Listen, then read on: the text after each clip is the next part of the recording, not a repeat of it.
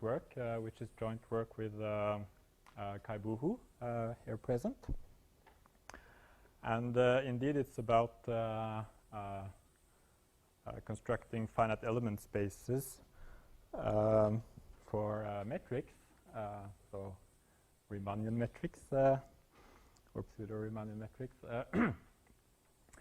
And so I want to have a space of metrics and a space of curvatures that are compatible, either in the sense of mixed finite elements, where you want to have an inf-sup condition, or more generally and perhaps more vaguely in the sense of being compatible with the structure of the underlying equations. So it's the topic of structure-preserving discretizations.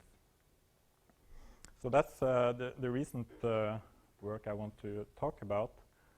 But for the format of this meeting, I thought I could give some background on how, well, some of the topics I've been working on before with other collaborators, and the lessons learned there that were useful actually for designing these new finite element spaces, and that these other works were also at least partly motivated by problems in general relativity.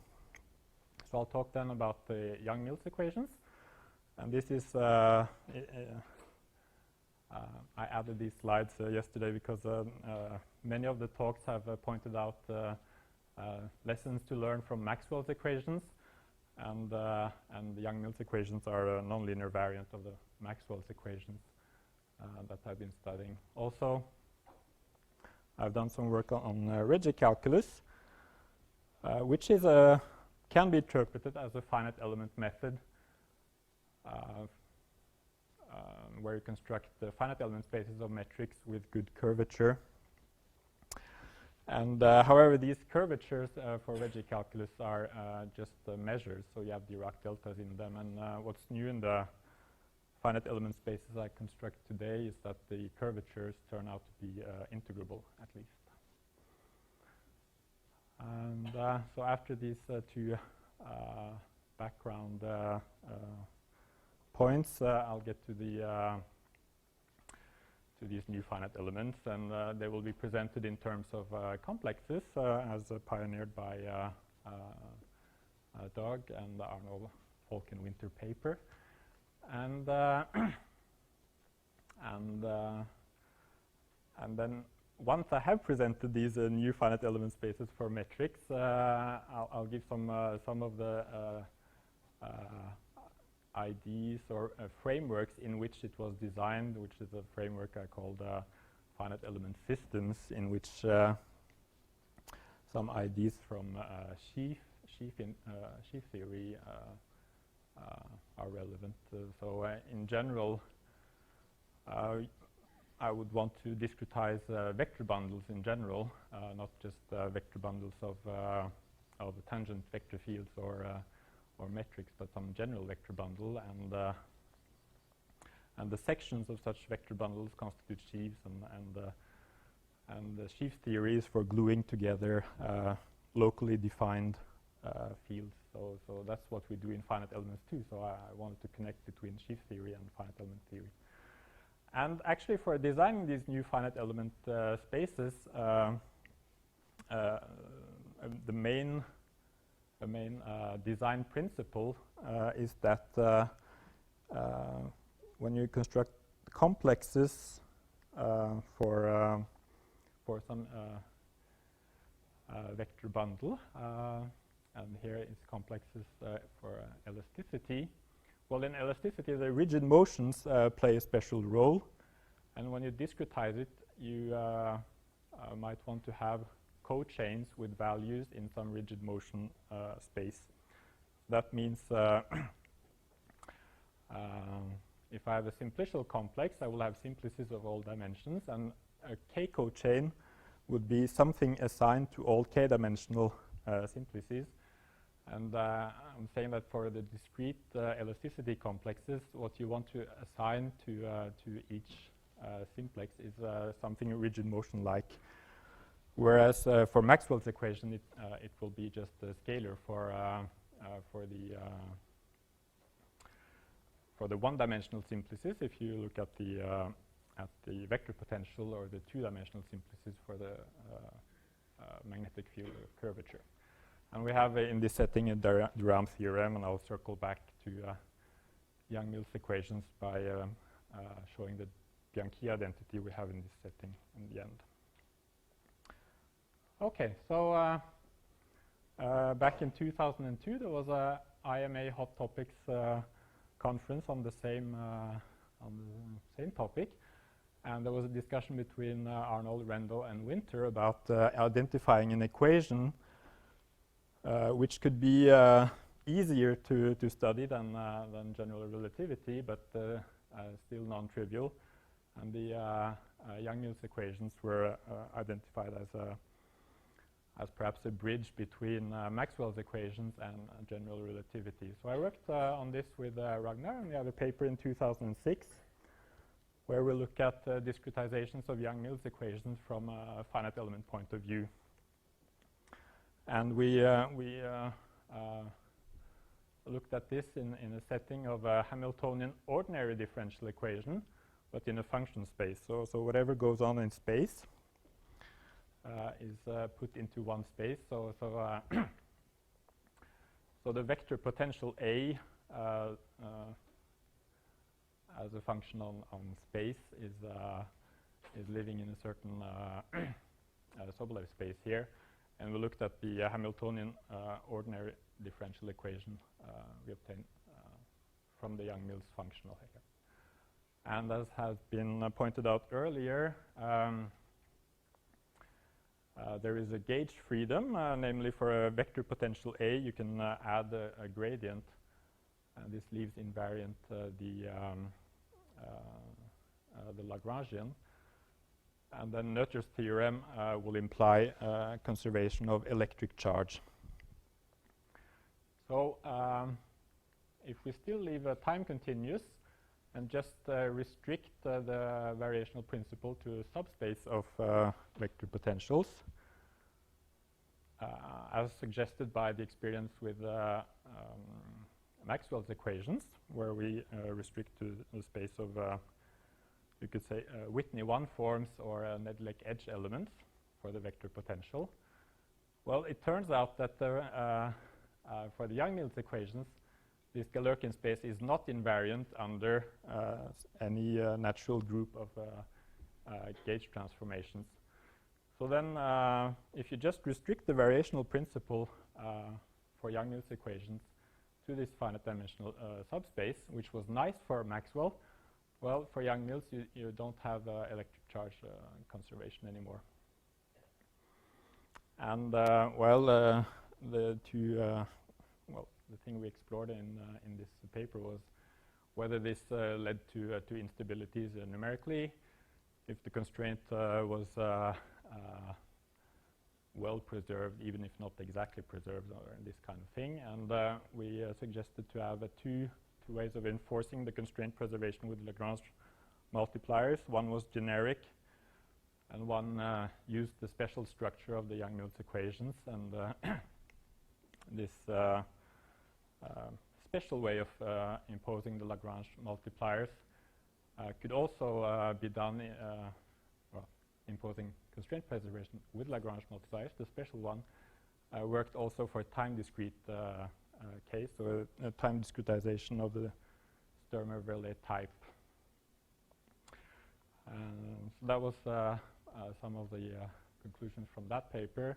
And I later realized that the special identities that made this constraint preservation possible here works for a much larger class of gauge invariant wave equations. In particular, if you couple Young-Mills with a scalar field, and then you can do the special case of the Maxwell-Klein-Gordon equation.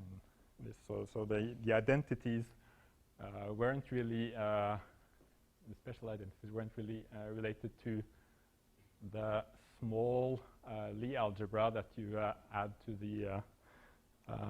these equations here, such as SU2. but rather the fact that you have group transformations that preserve both the kinetic energy and the potential energy separately. And then in a paper with Claire Shade, we could use that we got a numerical scheme which was energy preserving and preserve the constraint in a weak form. Well, this gave us enough control of the fields in order to control the nonlinearities in the Maxwell-Klein-Gordon equation and deduce convergence in dimension 2. Then it was pointed out to me by a postdoc at the Center of Mathematics for Applications back then that actually the physicists don't use a finite element method for the Young-Mills equations, but rather something called lattice gauge theory, developed by Wilson in 1974. And together with my PhD student Tore Halvorsen, we analyzed lattice gauge theory as a numerical analyst would do.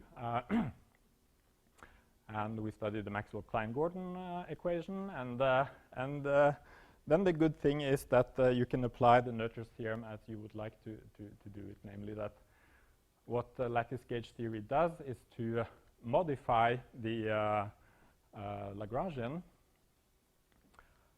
and it modifies it, and then actually it turns out that there is a group that leaves it invariant. And then you can have a discrete Noether's theorem that gives electric charge conservation as you want. And we could also prove consistence. And well, if we just do for Maxwell's equations, it turns out that lattice gauge theory gives a nonlinear method, even if the Maxwell equations are linear. So that's a bit funny, and we could prove convergence. We applied the method to Schrödinger equations in electromagnetic fields. Because Schrödinger equations in electromagnetic fields are expressed in terms of the magnetic vector potential, and you want, for instance, the eigenvalues to be gauge invariant. So if you add a gradient to the magnetic vector potentials, you don't want the energy levels to change. So by applying the lattice gauge theory formalism, combine it with finite element methods, we could study this well, obtain a new scheme for the Schrödinger equation and prove that it's first order convergent. Then the lattice gauge theory is expressed for cubical lattices, and the background is Minkowski space. So we could extend it to general backgrounds and simplicial complexes, and I'll get back to that. We also tried to get higher order variants of the lattice gauge theory, and we could do it for we could get a second order scheme for Schrödinger equations by constructing new finite element spaces that are actually of the type that you construct a finite element space that locally solves some variant of the equation you want to solve globally, and then you want still to be fully explicit, so you do variational prime on that. Anyway, the point of view of all these works is that when you discretize the Young-Mills equations by the lattice gauge theory, we have Whitney forms or Nedelec edge elements at the bottom, and then on top of that you introduce a new Lagrangian. And so you commit a variational crime in the sense of strong. And the good thing now with this new discrete Lagrangian is that it's invariant under a new group action. So it's not the usual gauge transformations, but a group action that you also define by hand, so to say. Sorry, can I ask a quick question? Sure. Isn't lattice gauge theory for Maxwell just B's method? No. No, it actually I'll explain the difference. Yeah. Yeah, so here's the action for lattice gauge theory as proposed by Wilson. So you work on a cubical lattice, and your variables will be attached to edges, and they will represent parallel transport from a vertex to a neighboring vertex. So for Maxwell's equations, this parallel transport will be of the form exponential of I times some scalar. And this scalar, you can say, is the integral of the magnetic potential on the edge. So here's the action defined by Wilson.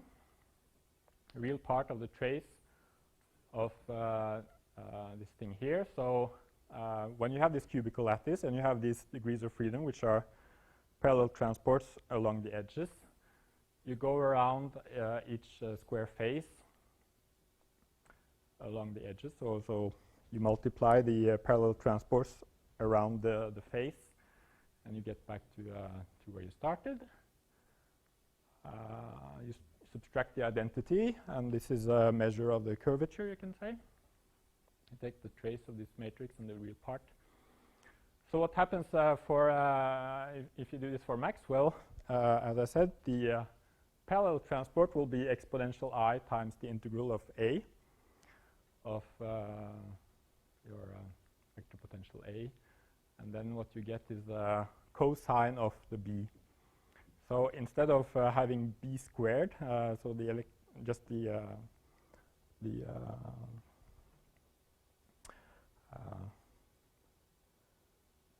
the magnetic flux across the face squared, you get the cosine of this thing minus 1.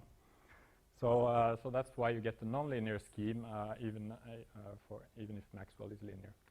So this is invariant under gauge transformations of this type here, that you transform a parallel transport. Well, if you have a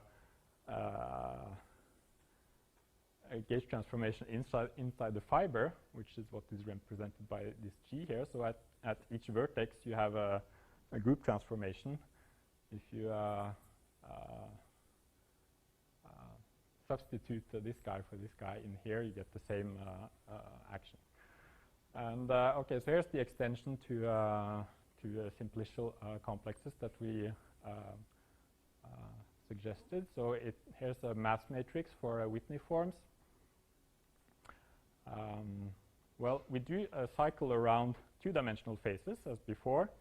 We subtract the identity to get the measure of the curvature, and then you see here we sum over all faces, whereas here we sum over all simplices, and for each simplex we sum over all pairs of faces inside the simplex. And then these faces appear here and here. And when we do the scalar product of these curvatures, we want to parallel transport the curvature associated with one face to a point where we also parallel transport the other curvature. So this is what makes it, again, gauge invariant. So what we could do is to prove a consistency of this new action on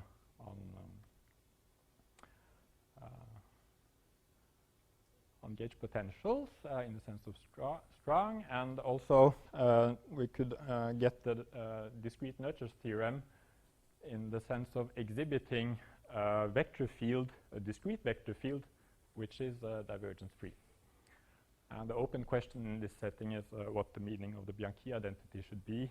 And we had nice discussions with Jörg Fraundiner on this, but even though there are nice identities, it wasn't really conclusive. So I'll continue with the other background. What kind of objects are U, Fi, Fj? I guess the Fi, Fj are the vertices in the two indices that we use. Yes. So little f here is a two-dimensional face, so a triangle, And I have these three vertices of the triangle, F0, F1, and F2. And I parallel transport along these edges around the face. Parallel transport what, a vector? Yeah, that would be whatever fiber I'm working on. So, should I think of U as an operator or a matrix? Or yes, indeed, yeah. Which? So for Maxwell, it would be something in the unit circle in the complex plane. And it would act, if you couple it with Maxwell-Klein-Gordon or Schrödinger, it will act on a complex number. More generally, I would have a Lie group in which this thing lives. So U would be in a certain pre-specified Lie group, and this Lie group acts on the fiber of my manifold. And for Schrödinger, the fiber is the complex numbers. But I don't have all complex numbers in my group. I have just the unitary complex numbers in my group. And for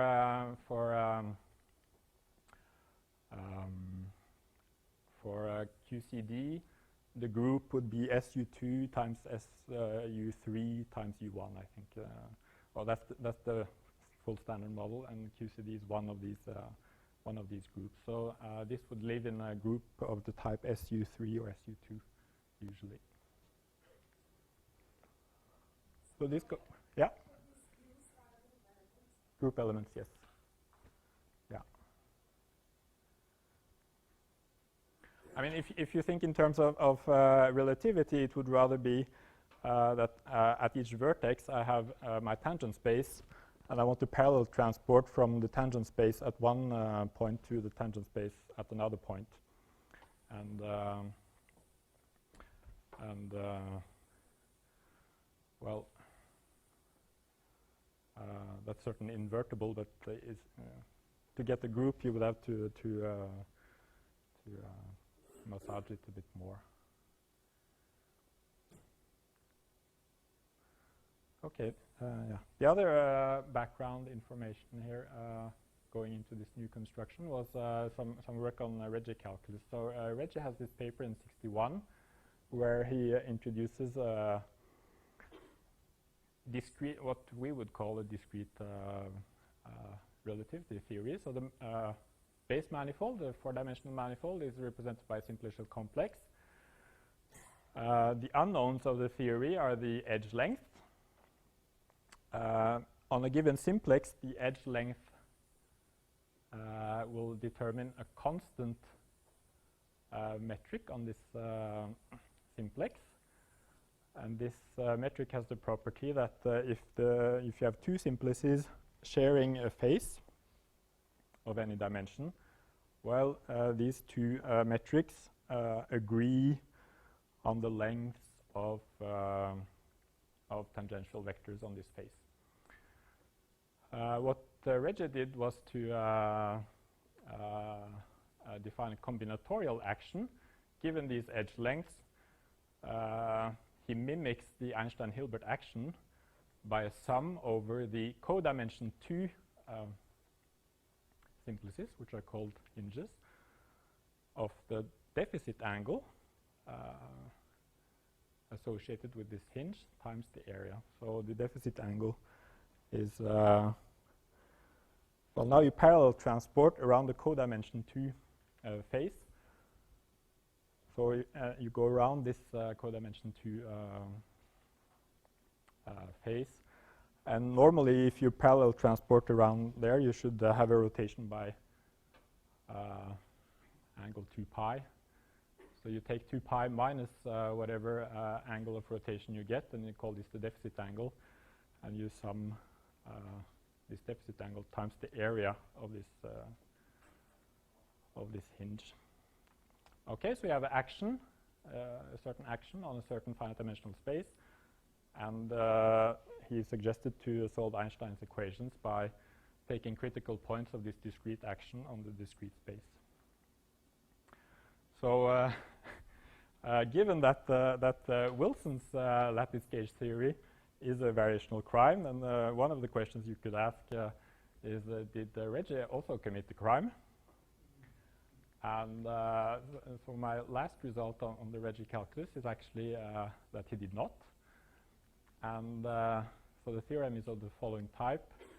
You take a Regge metric, so something which is on a simplicial complex on Rn, piecewise constant, continuous in the tangential directions along interfaces. And you smooth it by convolution, by your favorite Bell function. And I could prove that if you take the scalar curvature of these smooth metrics, you densitize them with a smooth metric. Well, this thing here converges in the sense of measures as your convolution parameter goes to 0 towards the measure that you can see in Regge calculus, namely for each hinge you have the deficit angle here times the Dirac delta on the on this face. So yeah, to prove this, it was in dimension 2. It was based on Gauss-Bonnet type arguments, and in extending the result from dimension 2 to higher dimensions, the main tool was a Frobenius theorem on integrable distributions. Okay, so now I get finally to the main topic of my talk, and so I'll introduce this elasticity complex, introduced then by Arnold, Folk, and Winter to design new finite element spaces for elasticity, and probably also with relativity in mind. And on top here, we have 4 spaces. So here's vector fields. Here are symmetric matrices, fields of symmetric matrices. S is some domain in R3, so it's a 3-dimensional space here. Here is also a space of symmetric matrices, and here is a space of vector fields. This operator here is the symmetric gradient, also called a deformation operator. So you take your vector field, compute the gradient, and symmetrize it. Here we have a curl T curl operator. So for a matrix, you take the curl by rows, transpose this matrix you get, and take the curl by rows once more. And you can interpret it as the linearized curvature, linearized around Euclidean metric. And here's the divergence by row of symmetric matrix fields. And in elasticity, what you want is to construct pairs of spaces x2h and x3h that are compatible in the sense that you have projections down on them such that this diagram commutes. And the insight of Arnold, Folk, and Winter was that in order to design pairs here, it was useful to construct the whole complex and apply something known as the BGG resolution. And they, well, Doug and Ragnar also shared their notes on linearized relativity with me, in which these curl T curl operators appear.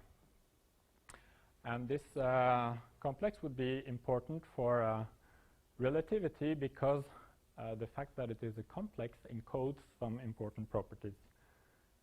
So the fact that the kernel of the curl T curl operator is exactly the range of the deformation operator. This encodes linearized diffeomorphism invariance and a linearized version of the fact that in dimension 3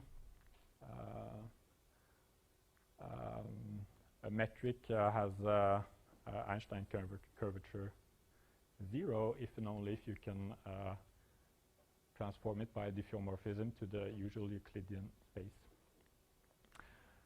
So that's what happens at this index, and at this index you have the linearized Bianchi identity, so the divergence of a curvature of the Einstein curvature should be 0. You want the energy momentum tensor to be divergence free. So also for relativity, discretizing this complex would be important. And in a paper in Numerisk Matematikk in 2011, I pointed out that you can actually place a Regge calculus inside this framework at this point here. So the Regge metrics can be interpreted as a finite element space that you can place here if you're willing to give up some regularity compared with what you use in elasticity. So in elasticity, you want to have stress tensors that are at least integrable with integrable divergence, whereas in Regge calculus, if you compute the curl T curl of such a metric, there are cancellations that appear, so you don't have any derivatives of Dirac deltas in what you get because of the tangential continuity, but you do have measures, and you have actually only measures in the curl T curl. So if you put Regge metrics here, what you get here is a space of Dirac deltas of the type for each edge. You have the Dirac delta along the edge times the matrix, which is the tangential vector tensor with itself. And the last space here is also a space of Dirac deltas times vector fields at each vertex. And it starts with a familiar space, namely continuous piecewise affine vector fields. And you have these projections down, and everything commutes. So, so that was a way to look at the Regge calculus from a finite element point of view. And then the question would be, does Regge calculus converge? And on this topic, I could study the eigenvalue problem for the curl T curl operator, which is a certain self-adjoint problem.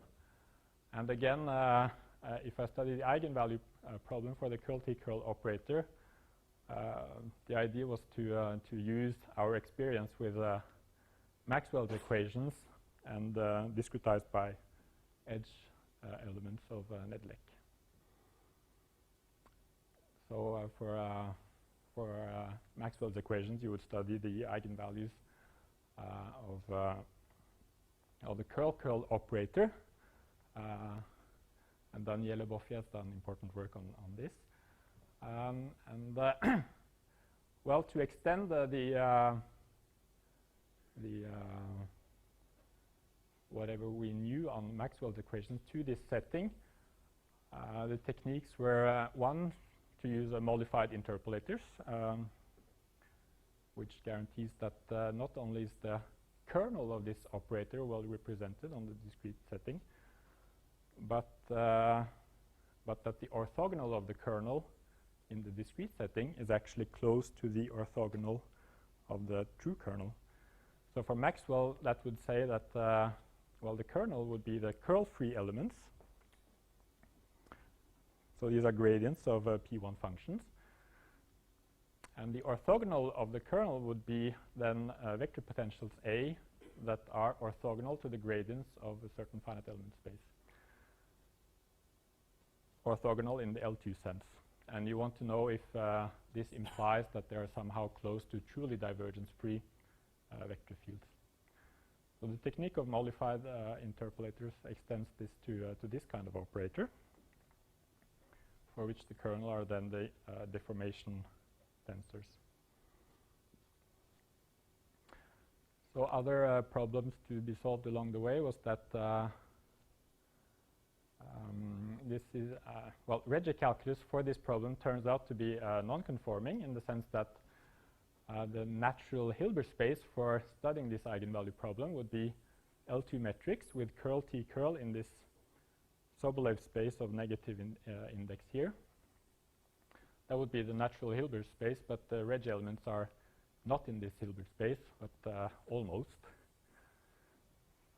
So we have to do a non-conforming approach for the analysis. And also, the curl T curl operator is not semi-definite like the curl curl operator of Maxwell, because it has eigenvalues of both positive and negative sign. So some some arguments for Maxwell had to be replaced by an IMSOOP condition, which could be proved combinatorially for a weaker norm than these norms. Okay. So now I get to the problem of defining metrics with a higher regularity, and of course the best would be to do it in dimension 4. Even in dimension 3 would be very nice, and we do have some progress on that, but the definite results that I have to show concern the two-dimensional case. So here's a complex. Okay, in dimension 2, this complex breaks down, you could say, into two complexes. One starting with the deformation operator and ending with the curl-T-curl operator, known as the Saint-Venant operator in this setting. And the other complex you get in dimension 2 would start with the area operator, going from scalars into matrices, and then going from symmetric matrices to vector fields. And it's the first one that I consider here. So here's a space of metrics, and Sven is the Saint-Venant operator. And the Saint-Venant operator is then a second-order differential operators going from symmetric matrices to scalars. And you can interpret it as the linearized scalar curvature. This is the deformation operators taking a vector field to the symmetric gradient. So you have this complex. And the kernel of the deformation operator is the space of rigid motion, so constant vector fields, plus an antisymmetric matrix field applied to the position vector. This is a certain three-dimensional space. On a contractible domain, this is exact at this level and at this level, so it's surjective here to scalars.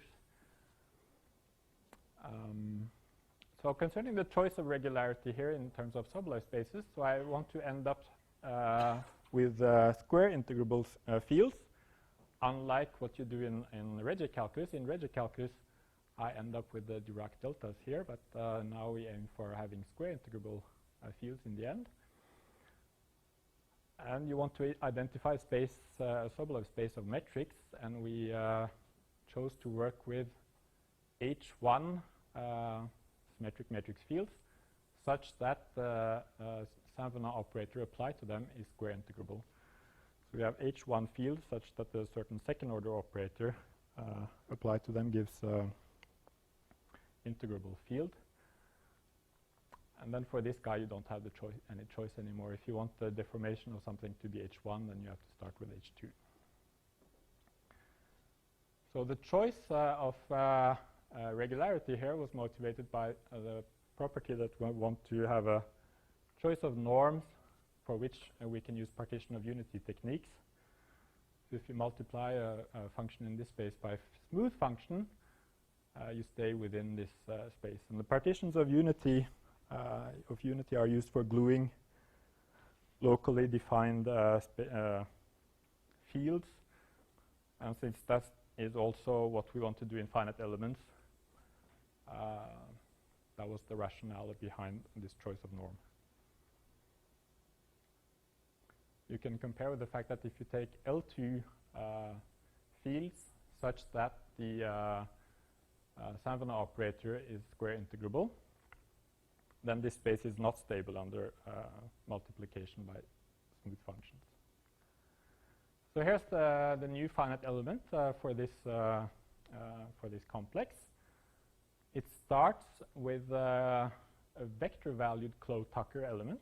So this is a C1 element where the degrees of freedom are vertex values. Well, for a scalar Clow-Tucker, it's vertex values and vertex values of the gradient, and say integral of the normal component on of the normal derivative on the edges, and you take this vector valued. And here's perhaps the new interesting space, which is the space of metrics that we consider. I'll get back to that. The last space, which is the space then of curvatures, is piecewise constant functions. So piecewise constant functions, 3 degrees of freedom. But we choose to determine these 3 constant functions by the integral of a affine function on the triangle, so a P1 function on the triangle.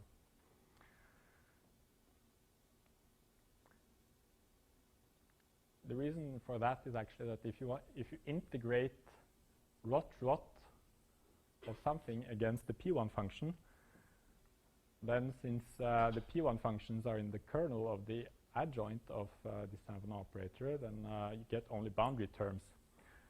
So you have a 3-dimensional space of degrees of freedom here, somehow related to rigid motions.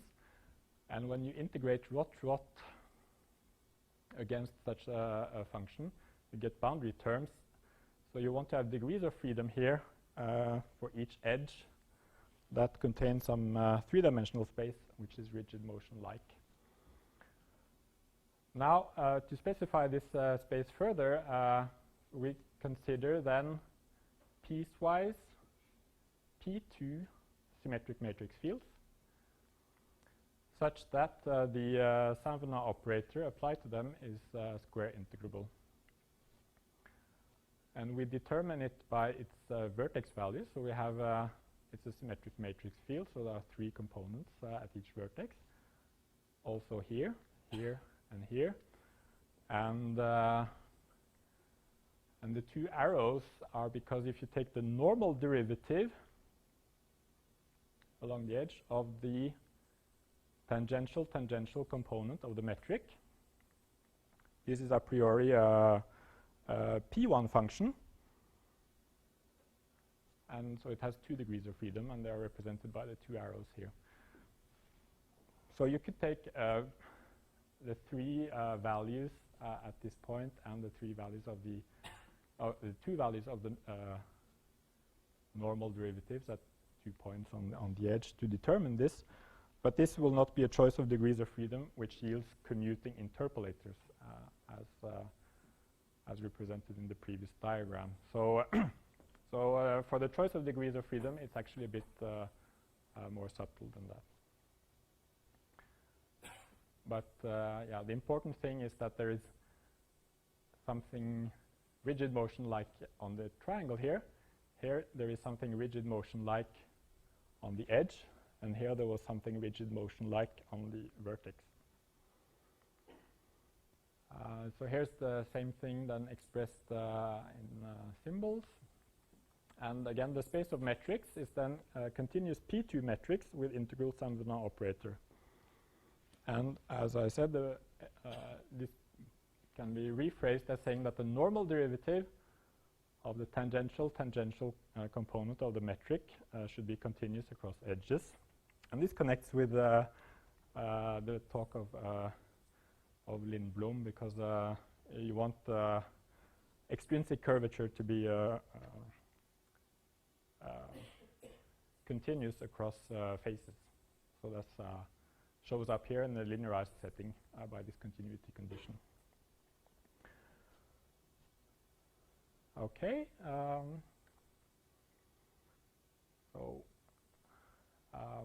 Yeah, some remarks on this framework in which this finite element method was derived. So the underlying geometry of space, you can discretize it by some cellular complex. For the previous finite element, it was triangles.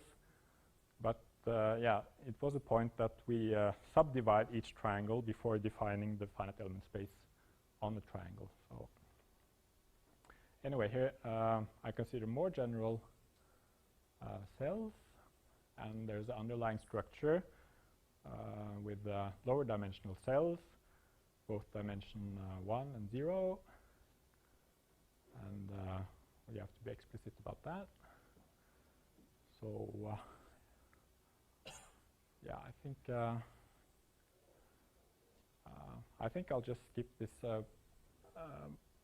thing of finite element systems. So it's a point of view for developing finite element spaces where traditionally finite element spaces were defined in terms of space on the cells of maximum dimension and the set of degrees of freedom, which play several roles that are not contained in CLS definition, but in the way CLS definition is used. So instead of that, you can make all these things explicit by introducing spaces on faces of all dimension and see how they glue together and how all the differential operators map between them. So that's what the finite element system framework does, and this connects with the language of category theory, because now a finite element system is a contravariant functor from a cellular complex to differential complexes, and the global space you construct, which is then a Galerkin space with certain continuities across edges. This turns out to be an inverse limit, which was pointed out to me, or in a conversation with Hans Munthe-Kaas actually, but this is just the inverse limit construction. And yeah, I also want to point out concerning these finite elements, perhaps it's relevant. So for this complex here, this would be the one relevant for relativity. The other complex you have in dimension 2, which ends with the divergence operator here and the area and has the area operator in the start.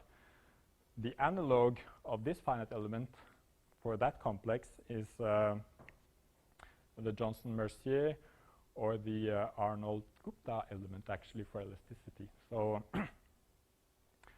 so there are previous analogs in the literature. And here's a representation of all the operators induced on faces. So up here is the elasticity complex, so from vector fields to symmetric matrix fields, and here's the scalar curvature, everything linearized. And then you want to identify restriction operators that encode the continuity that you want to impose on your fields. So here are the restrictions to edges and to vertices. So I have a face T or a triangle T with an edge E on its side and a vertex inside this edge again. And I define by hand the restrictions that I want to be continuous across edges and well, vertices. So for instance, for a vector field, I take its tangent component along the edge, its normal component, its normal derivative, the normal derivative of the tangent component, and the normal derivative of the normal component. This ensures me C1 continuity. Here I wanted to have full continuity, so I take the three components, the TT component, the TN, TU component, and UNU component, and this normal derivative of the TT component, which corresponded to continuity of the extrinsic curvature. And well, the point is if you want to construct a finite element for this thing up here, you can identify the spaces on edges, and you also have spaces on vertices now, and differential operators on edges and at the vertex, and all these operators should commute in the sense that if I take the differential operator and then restrict to the edge, it's the same as first restricting to the edge and then doing the differential operator.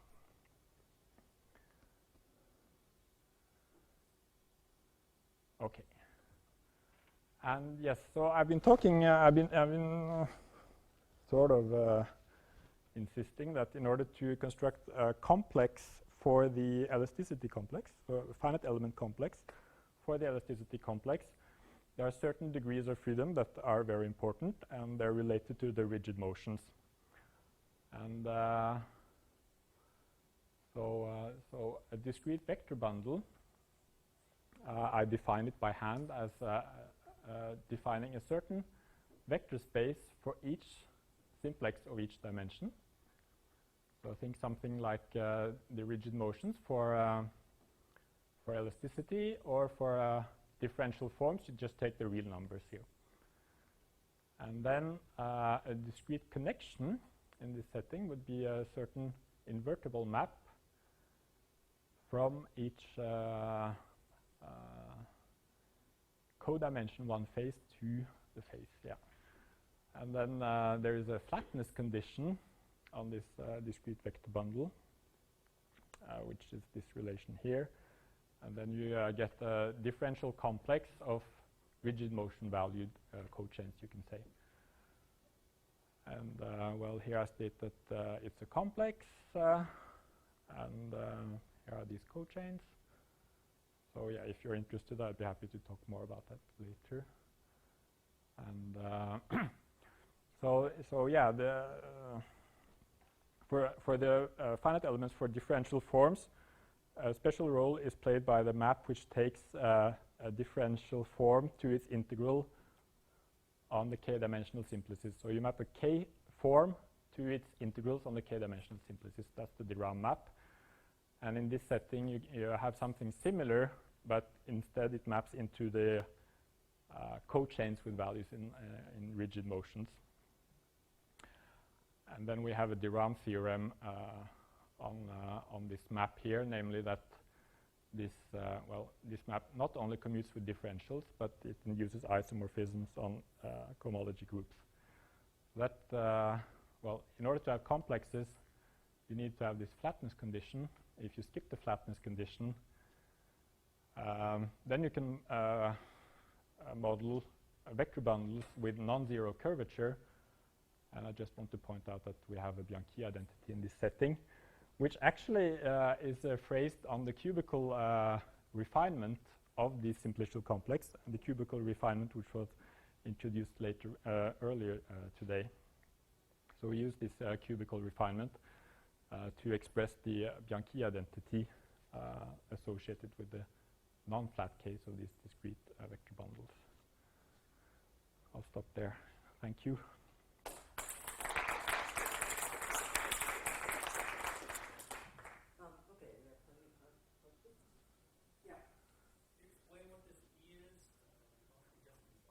Yeah, the E. So E stands for evaluation. So normally what you if you think for differential forms, AK of T would be a space of K forms on a simplex T of dimension K. So K is the dimension of T.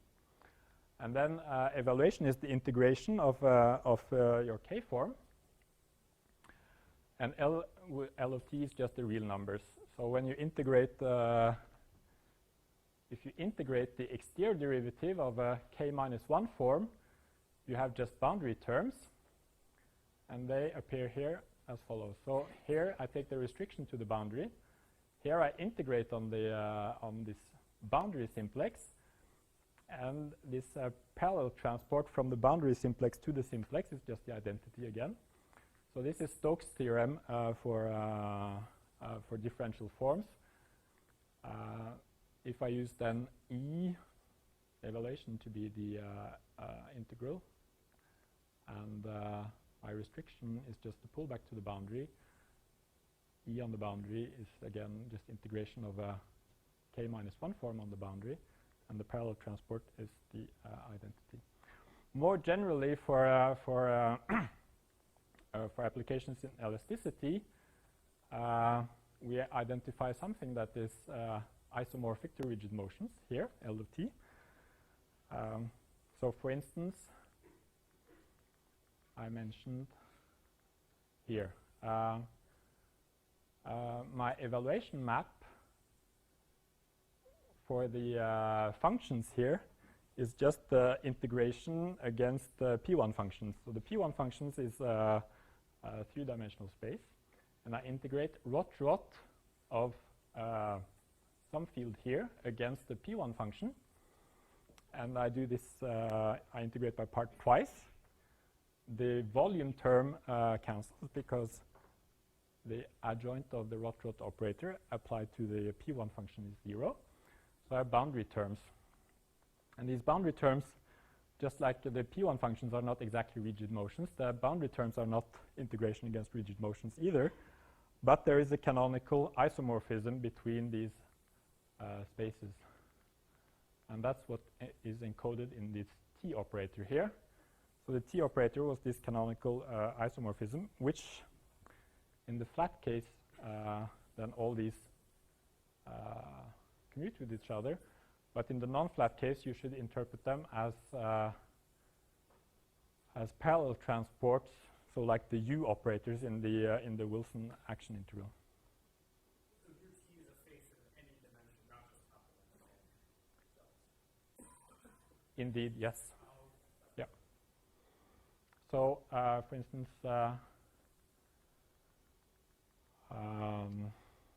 here I would like to integrate my symmetric gradient of something as restricted to the edge,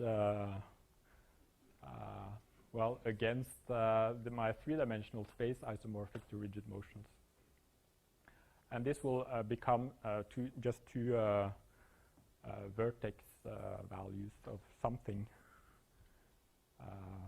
something dotted with now a true rigid motion here. So here you have a true rigid motion. Early on, you stated that if you take the Regge metric, you modify it, you compute the scalar curvature density, and you let the modification parameter go to 0, it converges to the Regge action.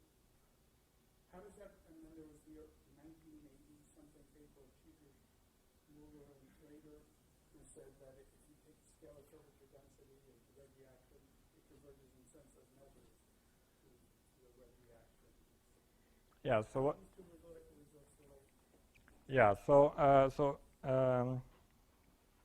So what they do is that they start with a smooth manifold equipped with a smooth metric, and then they consider simplicial complexes on this smooth manifold, and they associate to each edge in the simplicial complex the geodesic length between the vertices. This gives the edge length for the simplicial complex. You construct the Regge metric on that. You define, Regge defined by hand a certain measure, and what they prove is that as the mesh becomes finer but still shape regular, they prove that this scalar curvature, as defined by Regge, converges to the scalar curvature of the true metric. So that would be consistent in our language, I would say.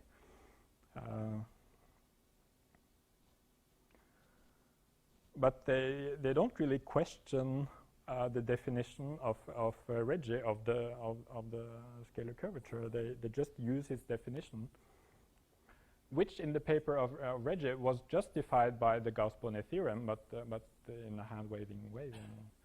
So the formula of Regge was justified by the Gauss-Bonnet theorem, but I mean, with that level of precision, I could get the Wilson action, for instance, for the Young-Mills equation, and I know that the Wilson action is not the restriction of the true action. So actually, these two results are quite complementary.